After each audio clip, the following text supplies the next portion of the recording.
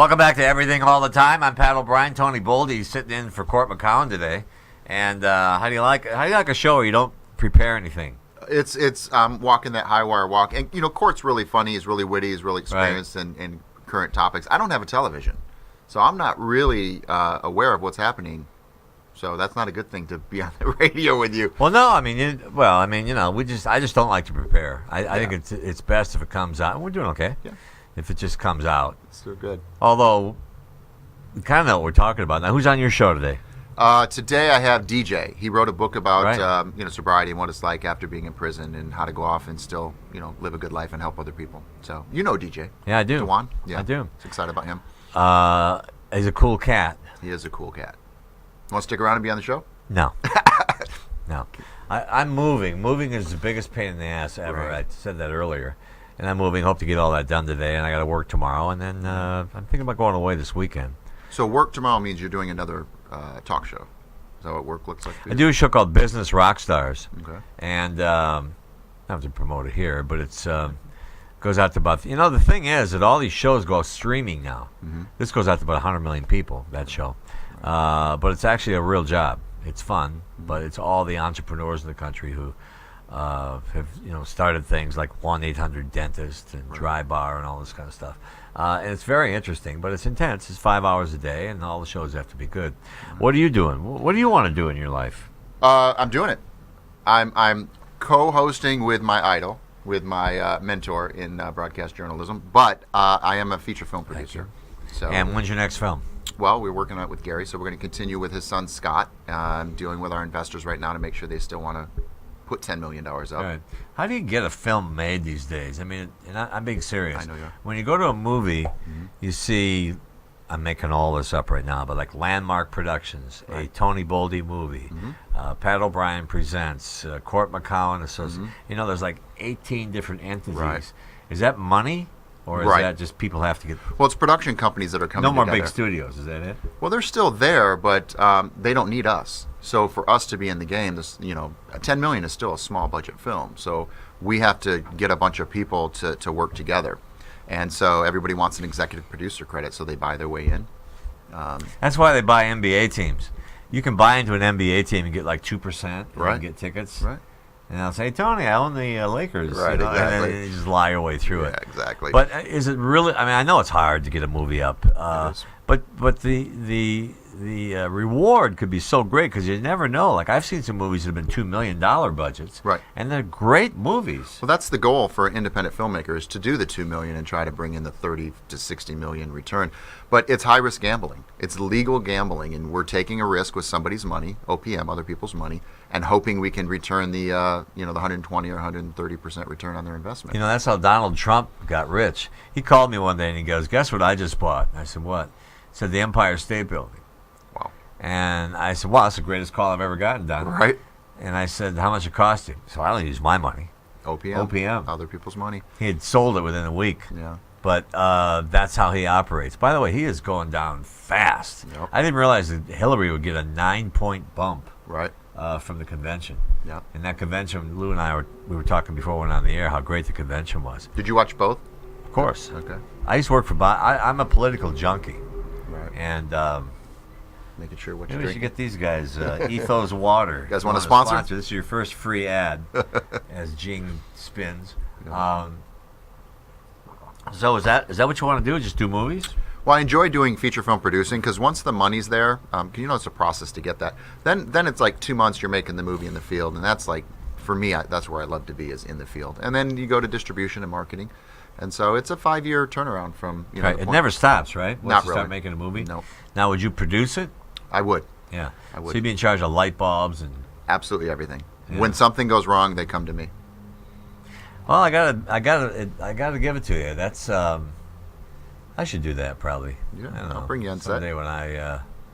Well, that's what Lou's doing right now. He's directing. Lou's got 1,000. Lou Gossett Jr., who was a guest earlier, has 1,000 projects. Not 1,000. He's got 5 or 6 projects going. Yeah. He's making the Ernie Banks story, who was a legendary ball player for the Chicago Cubs.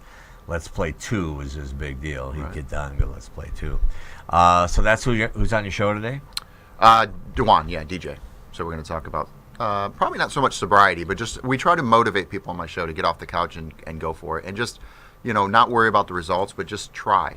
Find your passion and pursue your passion.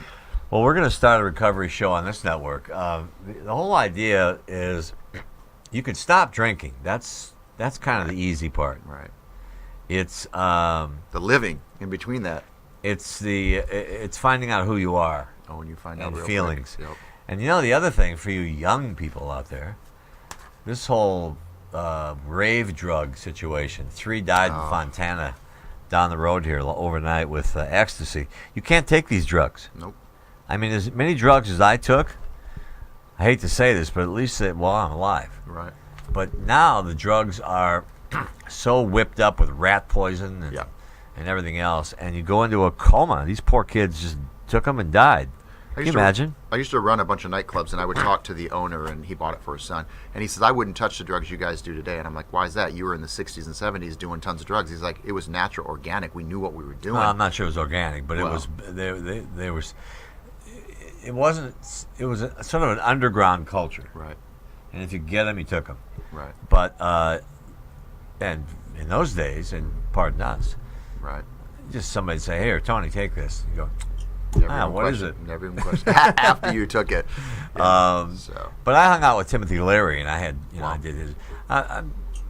It was fun. I'm not proud of it, but I had a good time, and I lived. I lucked out. Timothy Leary was in one of the projects, and William S. Burroughs in a film that I had distributed called Fix, about ministry and Al Jorgensen's drug habit. But Timothy was in there.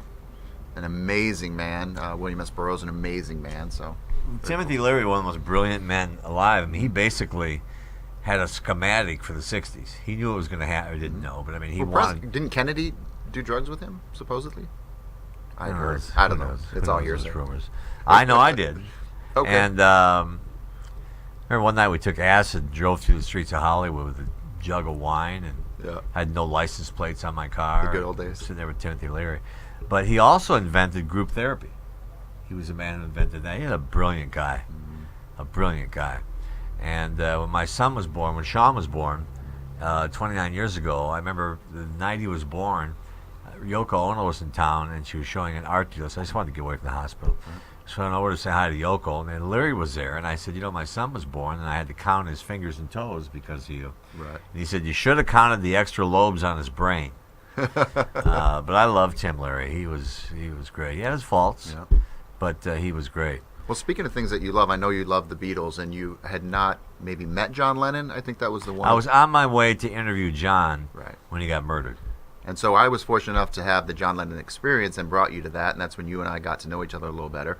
And I know That was the show you brought me to. yeah, where we got to see them recreate John Lennon. I know Oko had supported it. And do you feel like you got a little bit closer by seeing that show? Or That guy was pretty good. Yeah, He was pretty I'm amazing. pretty close to those guys anyway. Yoko Yeah. and I stay in touch. But yeah, I remember that. What was that guy's name? I don't remember I that. don't He's in either. Vegas now, though. But he it was was- a John Lennon experience. Everybody's in Vegas. Yeah.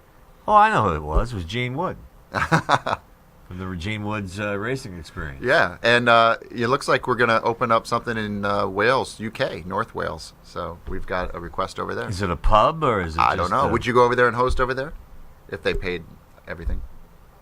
Well, there's no if when I travel. When they pay everything, we might get Pat O'Brien to open up the North Wales, UK. So if you guys want to open that, I let got us to get know. to Vegas Yes, you do. and ride Gene's go karts. Yep. Which is he's promised my son and I free passes. You know those things go like 50 miles an hour.